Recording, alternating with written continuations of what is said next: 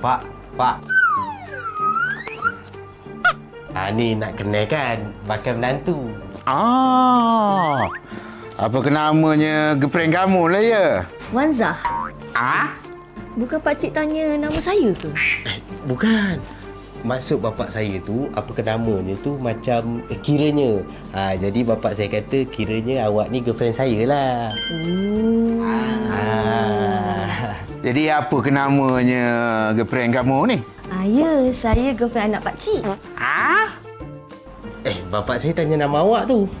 Mana satu ni? Udahlah, senang apa ni. Nama dia Wanzah, Pak. Kampungnya nama. Tak apalah.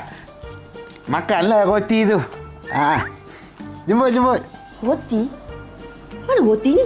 Itu roti ya. Kenapa? Taklah, bapa awak kata jemput makan roti. Yang hidang tu biskut. Bukan apa tu. Orang Perak memang panggil biskut tu roti. Orang Perak panggil tu roti. Habis tu kalau orang Perak panggil roti, apa pula? Bread.